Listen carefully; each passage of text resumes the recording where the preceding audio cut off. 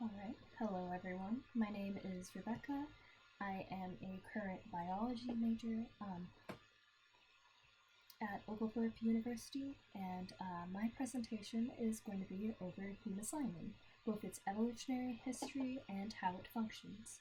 The reason I got into this particular topic is because I happen to have a slight fixation on cephalopods in particular. Now, cephalopods can include octopi, cuttlefish, squids, chambered nautilus, along with some other animals as well. And I just found them really interesting. I got curious one day in high school, and I wanted to find out everything I could about them. So I did some research, and one of the particular things that I found really interesting about them was how their circulatory system works. That of course includes hemocyanin.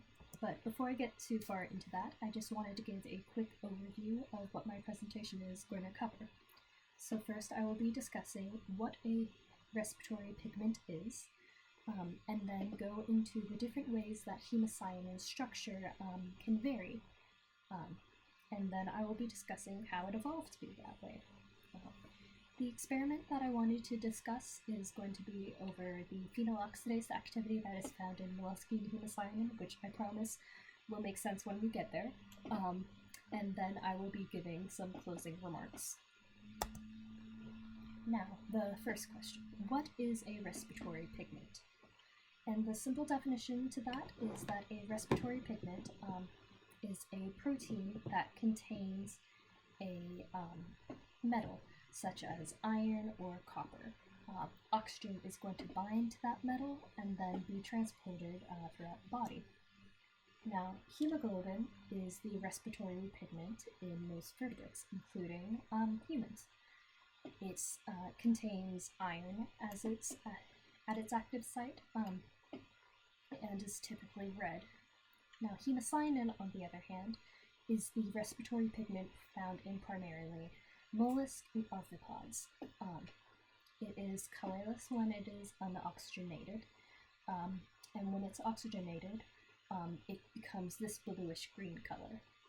This can be explained by how one of the copper becomes a cupric ion when it is oxidized.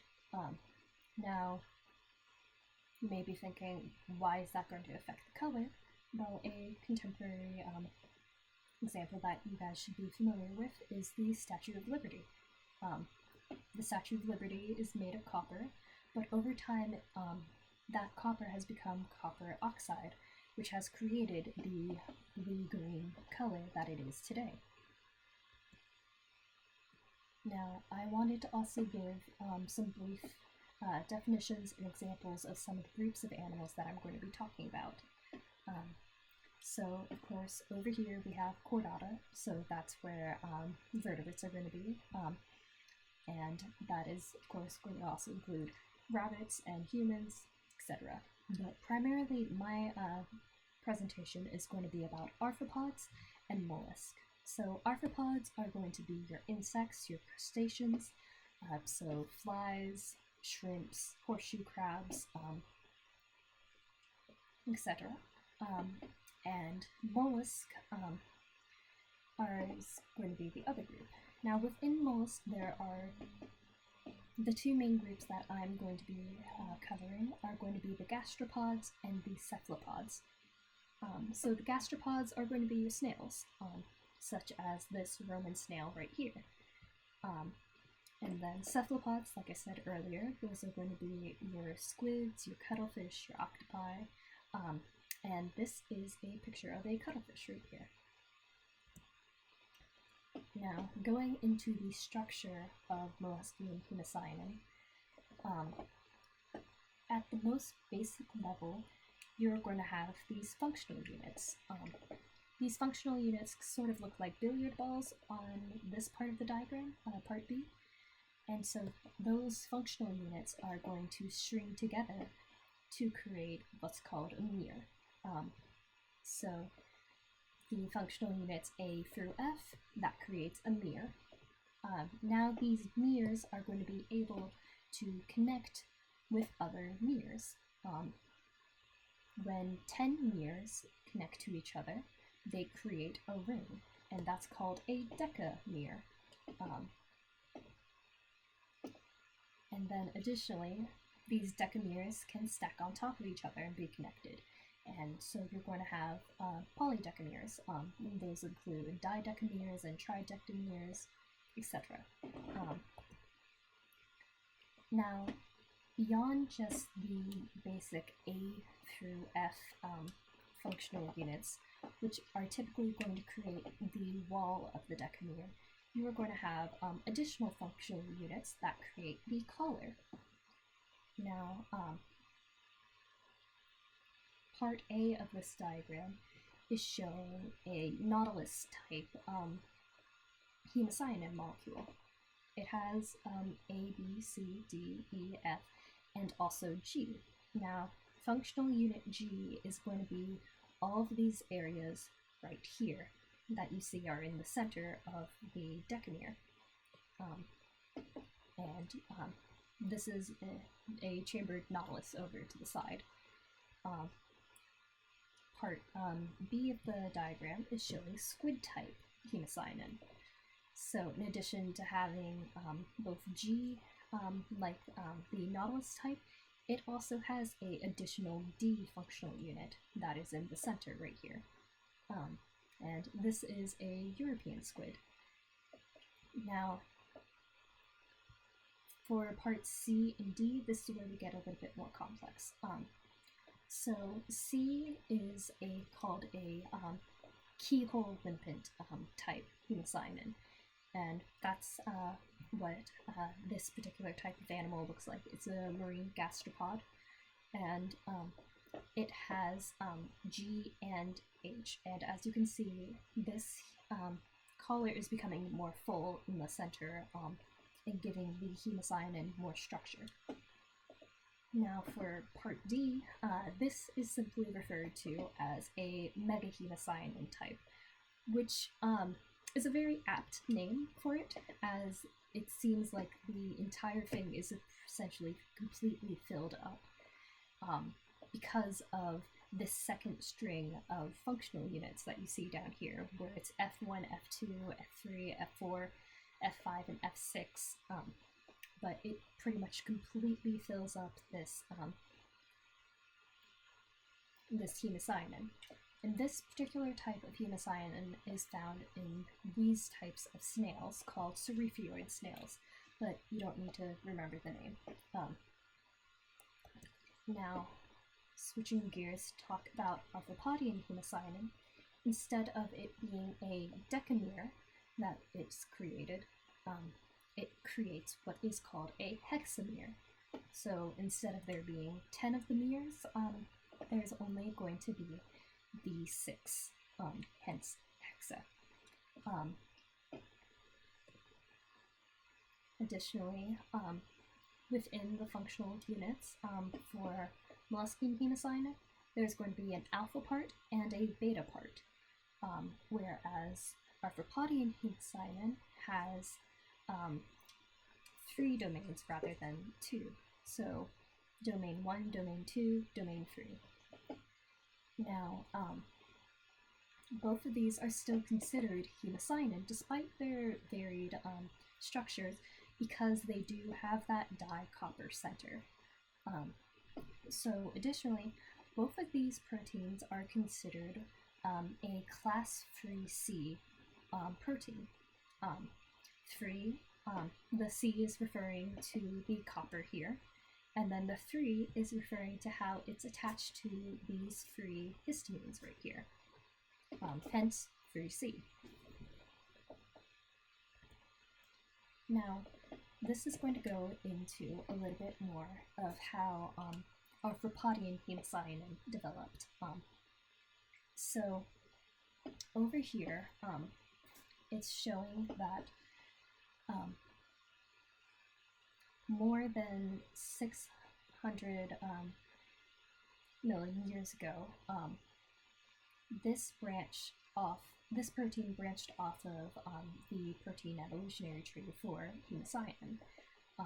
and this is what will eventually become phenyloxidase. We'll explain a little bit more about phenyloxidase a little bit later, but it is related particularly to arthropodian hemocyanin. Now, right around here, between 400 million years ago and 500 million years ago, you're going to have the branching off of both crustacean hemocyanin and insect hemocyanin. Sorry.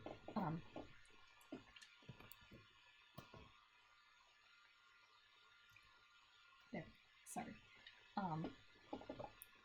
So all of these proteins that you're seeing here, these are considered our class 3B proteins. So that's going to include all of these arthropodian hemocyanins and phenyloxidase, along with a few others. Now, not pictured on here is Molluscan hemocyanin. Molluscan hemocyanin is considered a class 3A protein. So it's would be the branching off point for that would be further back, but it is still related to all of these, just not as closely. Now, for how we think Molluscan hemocyanin actually evolved, we believe that there was a original functional unit that was able to connect with itself. Eventually, these two individual functional units differentiated enough to where they were distinct, but they were still able to connect to one another. Now, this two functional unit string was able to connect with other two functional unit strings and create the first decamer, and additionally the first couple of polydecamers. Now, from just the two Z and X that are listed here, there's going to be more differentiation events and diversification events that happen that eventually lead to the number of functional units that we know and see today.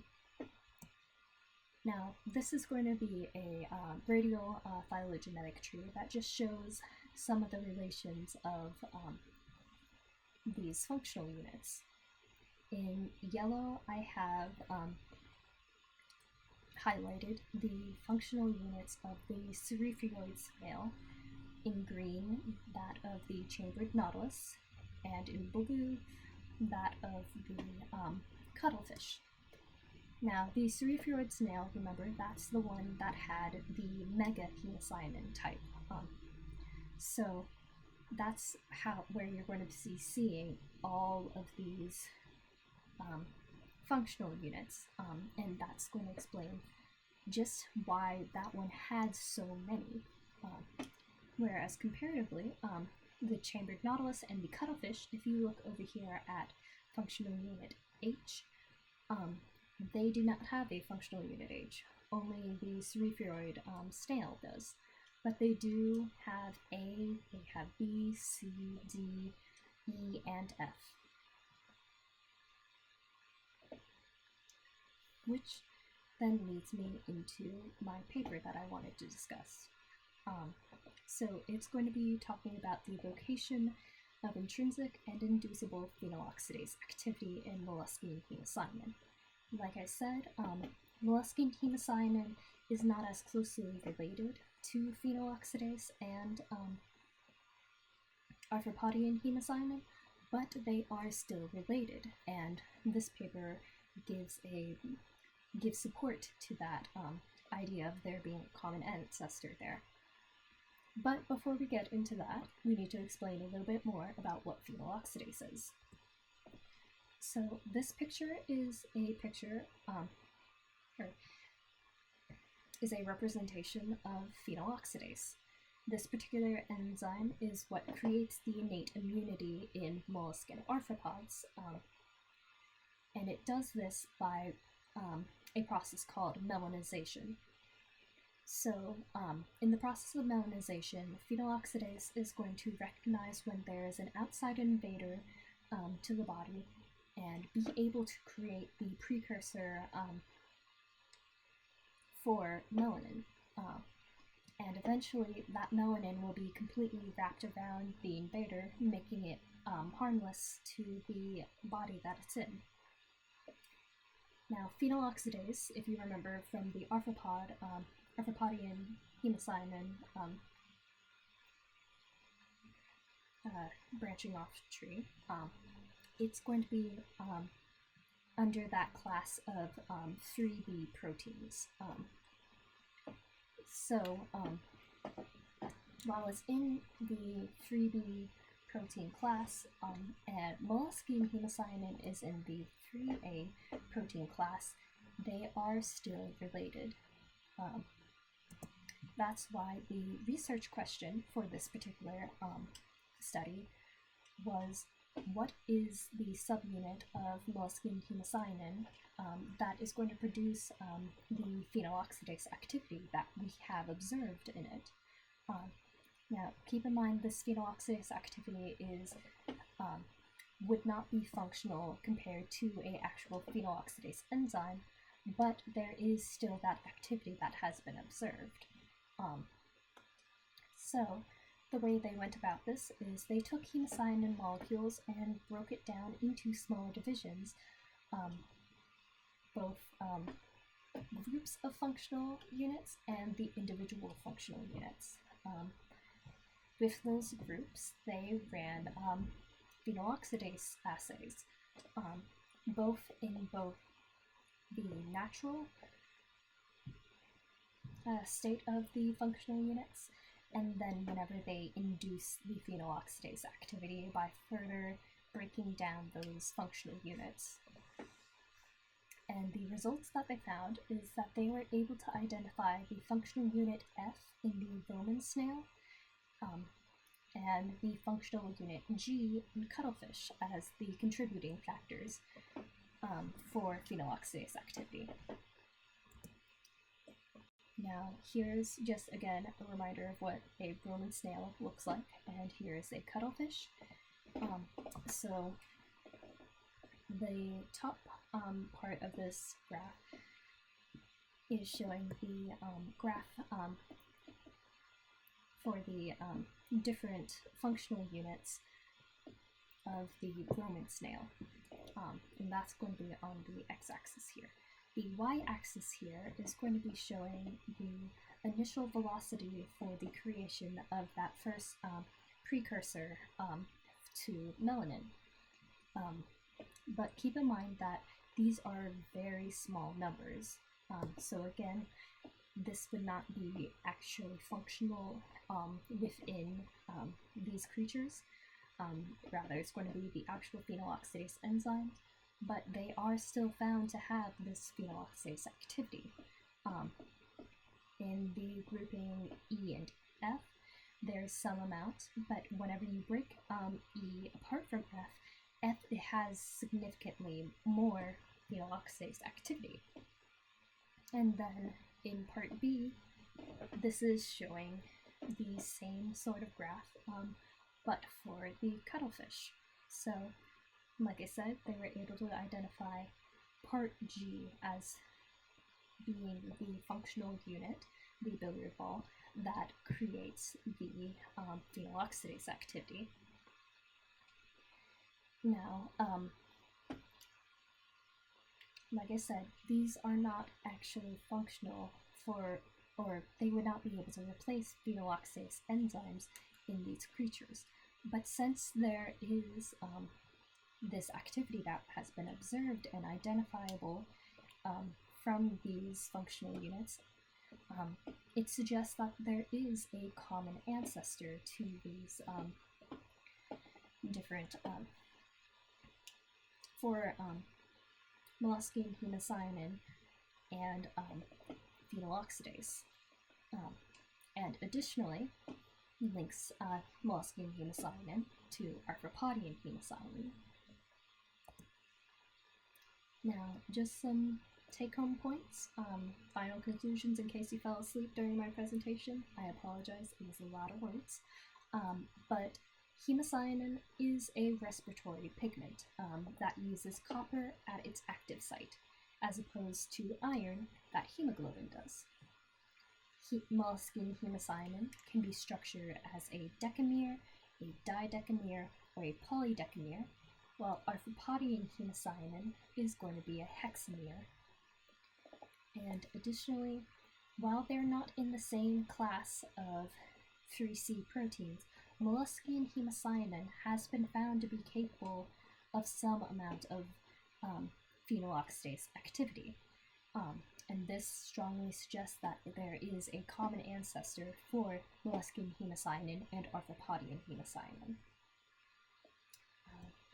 These are some of my resources that I used for this presentation, and that brings me to the end of my presentation. Thank you so much for listening to me ramble a bit about something that I find interesting, and reach out to me if you have any questions, and I hope you all have a good day.